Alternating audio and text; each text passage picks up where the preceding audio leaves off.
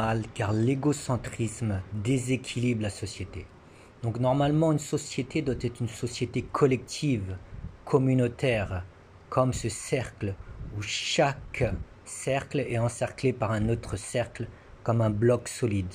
Mais de nos jours, dans cette société égocentrique et individualiste, les cercles sont devenus seulement un seul cercle, individualiste et égoïste, qui crée un déséquilibre. Comme si par exemple dans le corps, le sang faisait ce qu'il voulait et voulait par exemple irriguer seulement la tête car ça lui plaît et parce qu'il pense à son propre intérêt.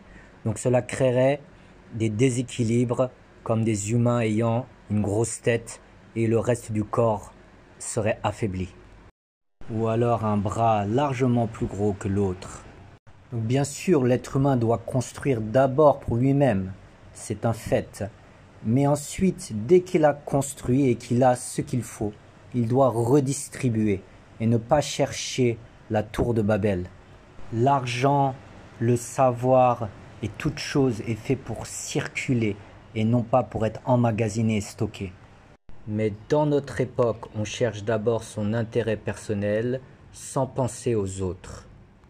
Donc ça va du plus basique, la petite vie de famille très égocentrique, centrée sur elle-même, qui même si son voisin meurt presque de faim, s'en soucie guère, au pic de l'arrogance, se voulant devenir des sortes de dieux et déesses humains.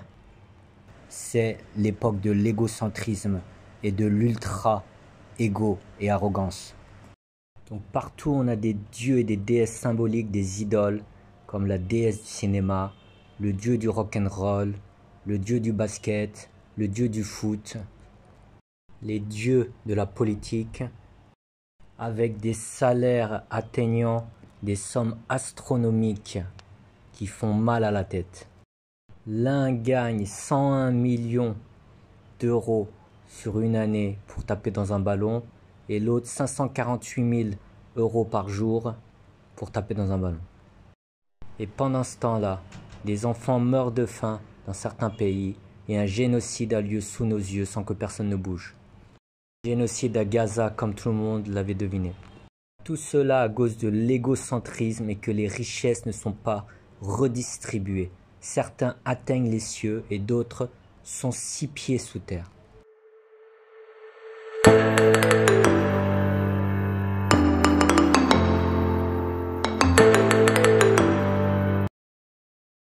Une autre raison expliquant pourquoi la société moderne va mal, car elle ne nourrit pas le centre, elle nourrit la périphérie, l'inutile.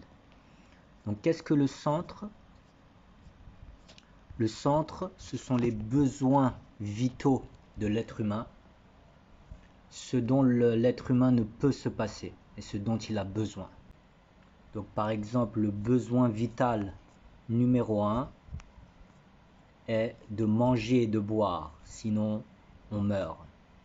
Donc des personnes qui aident les pauvres, par exemple des associations comme les Restos du Cœur ou des gens anonymes qui sont généreux et qui nourrissent les gens de leur quartier, donc sont des gens très utiles, sont des gens primordiaux.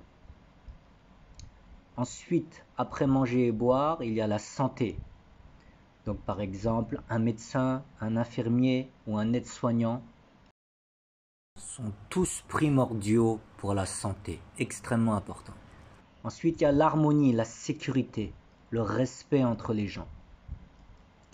Donc un policier juste, un pompier, un médiateur de rue ou des éducateurs qui sont médiateurs familiaux sont centraux, sont extrêmement importants. Par exemple, ce policier belge surnommé Papa Jean-Marie fait des actes au quotidien très simples mais qui valent 1 million d'euros. On peut prendre 1 million d'euros sur le salaire de Mbappé et lui donner les yeux fermés. C'est-à-dire il sourit et il parle dans la langue de la communauté de son quartier, comme la langue marocaine ou lingala du Congo. SMIC, ياسين مشرفين ياسين جون ماري صافي صافي اليوم نمشي نخدم 12 حتى 10 ليل نحل الكلب تمارة مزيانه ما شاء الله عندك الاولاد لا علاش الحشومه c'est un tueur. Basta. عندك ثلاثه مبوتينايو ndeko nangai sangonini ozali malamu Nazali malamu. malamu lelo muke malili muke lelo mbula muke na Zeppelin kobo na yo nani Christian. Christian na Zeppelin kobo na ngai papa Jean-Marie Et papa Jean-Marie. Force à toi, respect frère. papa respect na ton Donc par ces actes, il pacifie le quartier et il contribue à un effet boule de neige positif. Donc c'est extrêmement important et extrêmement méritoire. Comme je l'ai dit tout à l'heure, on peut prendre facilement les yeux fermés 1 million d'euros sur le salaire de Mbappé et Cristiano et lui donner. Ensuite, bien sûr, l'alphabétisation, l'éducation. Donc un professeur est extrêmement importante, ou même des associations d'aide aux devoirs dans les quartiers difficiles. Et ensuite la mémoire, donc le respect des anciens, des personnes âgées sont extrêmement importants. Donc les aides-soignants dans les maisons de retraite ou les personnes qui prennent soin de leurs parents. Et aussi l'histoire du pays, la mémoire collective est extrêmement importante. Ainsi, en enracinant et solidifiant ces principes basiques, la société sera alors forte et solide comme un château fort. Mais le problème est que dans notre société moderne, tous ces gens-là sont dans l'ombre et ne sont pas mis en avant, ne sont pas mis en valeur et ne gagnent même pas bien leur vie, à part peut-être le médecin.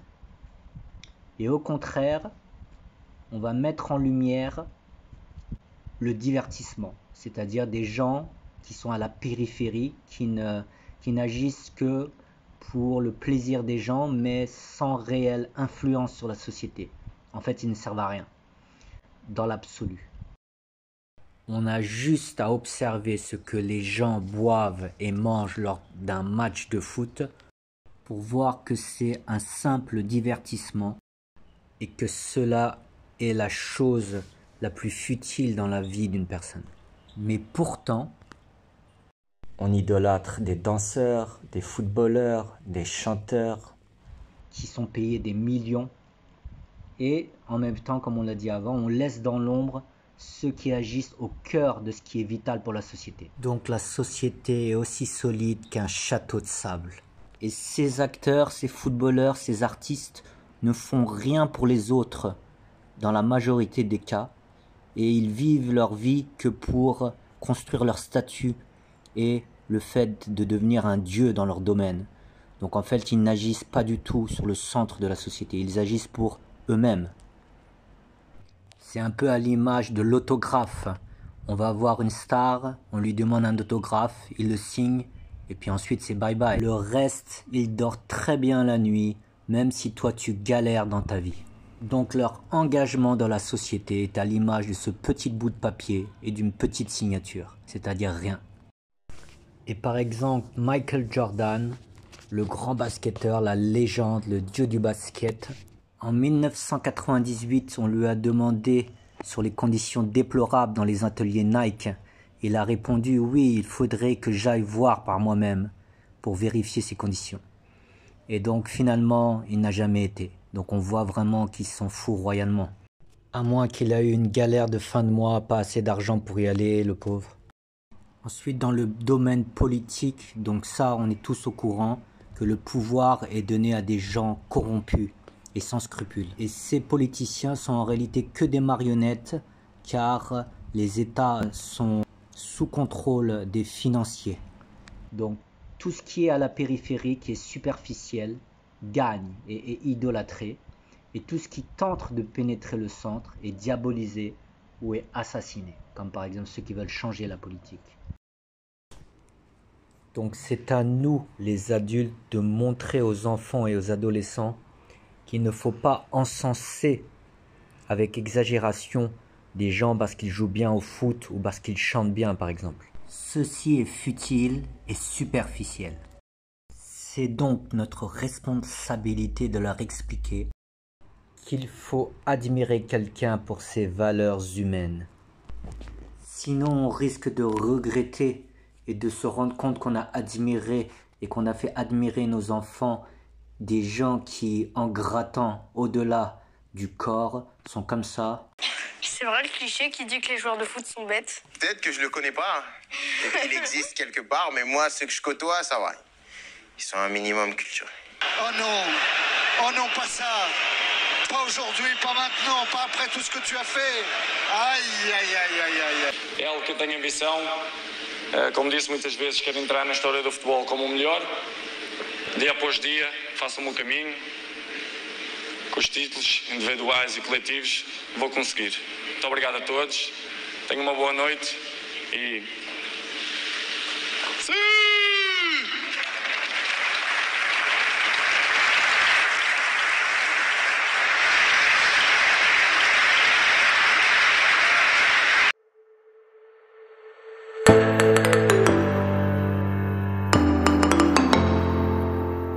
Donc une société humaniste et collective doit être basée, comme on l'a vu, sur ce schéma de part en part, de construire de manière solide de part en part dans les domaines des partages des richesses, de la nourriture, de la pauvreté, de la santé, de la famille, de la communion entre citoyens, de l'éducation, avec comme maître mot l'humanisme collectif.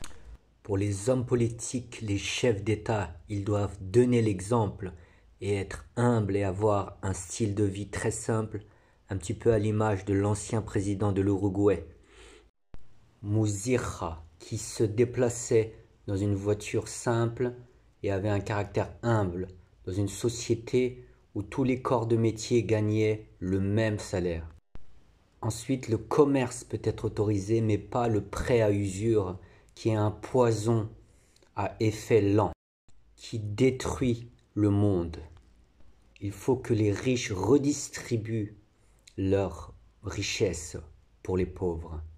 Donc on peut s'élever un petit peu comme cette flèche, mais à un moment donné, il y a un plafond où on doit redistribuer son argent ou sa connaissance, pour former une sorte de spirale dynamique, constructive et partageante.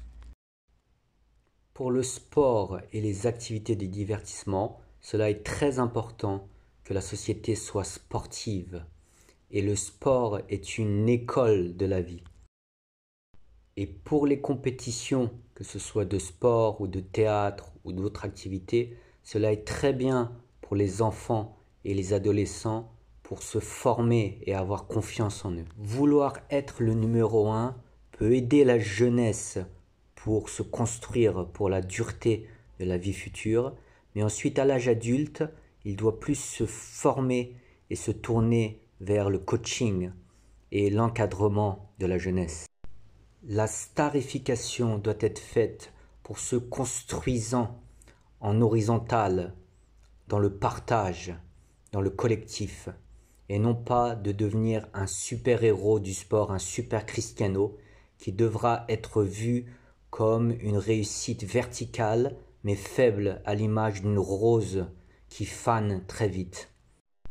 Donc le champion du monde serait celui qui aurait sorti le plus de jeunes de la rue grâce à son aide et à sa formation en sport, alors que celui qui a une carrière trop longue en individuel serait vu de manière bizarre et à la rigueur, pour ceux ayant traversé une période difficile de leur vie, le sport individuel serait une porte pour pouvoir reprendre confiance en soi, mais seulement une porte pour revenir et refaire surface vers la vraie reconnaissance, donc vers le monde du collectif. Donc Cristiano, qui a une coupe de champion d'Europe à 30 ans passés, ne pavanerait pas, il ne serait pas tout fier, mais il serait plutôt dans une réunion d'alcooliques anonymes, disant j'avais pas le choix, j'ai repris le foot que j'avais arrêté, ayant échoué à donner quelque chose à la société collective,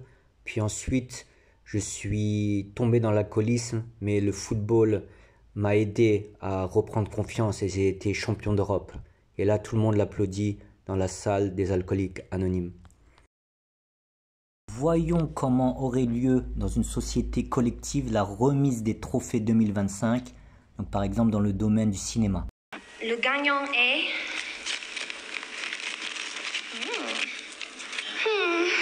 Oh là là. Gérard Depardieu.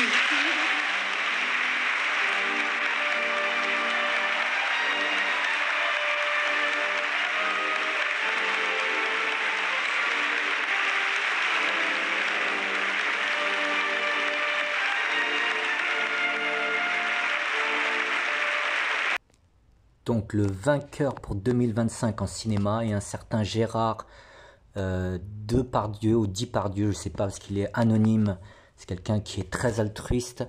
Il a aidé un groupe de toxicomanes à jouer une pièce de théâtre nommée Cyrano de Bergerac.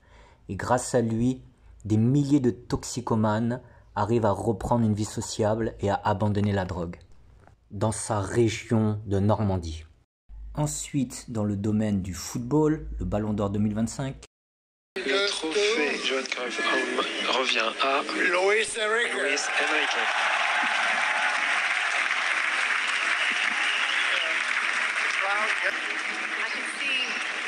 I can see that makes everybody here very happy. Donc, Luis Enrique, qui a réussi à mener une équipe, le PSG, Paris, sous antidépresseurs grabataires, de personnes qui étaient en grande difficulté, et leur a fait gagner la Ligue des champions de football. C'est une compétition qui est très connue dans le monde de la réinsertion.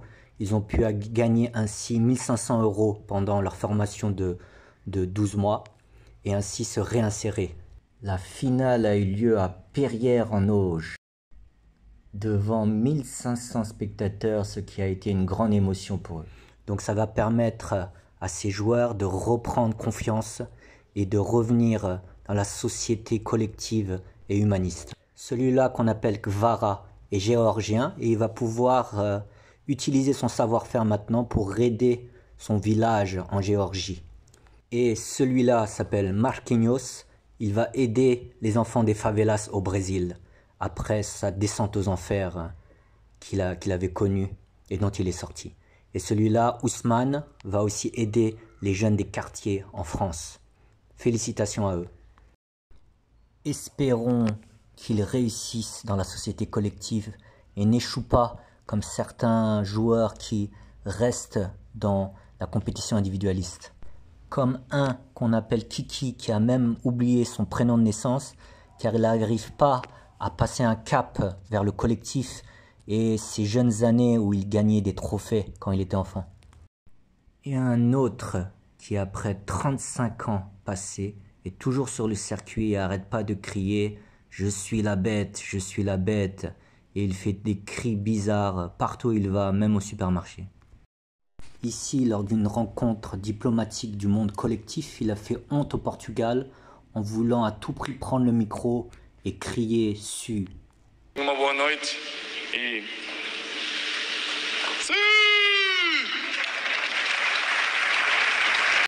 Et avec d'autres sportifs, il a même été interné en hôpital psychiatrique car il commençait à dire « Je suis le GOAT ». Et un phénomène bizarre est arrivé. Plein de sportifs ont commencé à dire « Non, c'est moi le GOAT » et l'autre de dire « Non, c'est moi » et finalement ils ont été tous internés. On espère que ces joueurs du PSG n'en viendront pas là. On espère qu'ils atteindront le niveau des légendes comme Mouzira ou le Tché, ou même le meilleur des meilleurs, le vengeur masqué, qui a sorti les gens de la misère par centaines de milliers, tout en choisissant de rester anonyme et masqué par peur de l'ostentation. En conclusion, c'est notre responsabilité d'agir à notre échelle pour nourrir cette société collective et pour mettre en avant non pas les adolescents qui jouent les starlettes, mais les grands hommes de l'histoire et encore mieux les grandes figures spirituelles qui ont été des modèles pour leur civilisation, comme Confucius pour la Chine, Rama et Krishna pour l'Inde, Bouddha pour l'Inde et pour l'ensemble de l'Asie, Abraham pour le monde sémite, Moïse aussi pour le monde sémite, Jésus pour le monde entier et Mohamed pour le monde entier.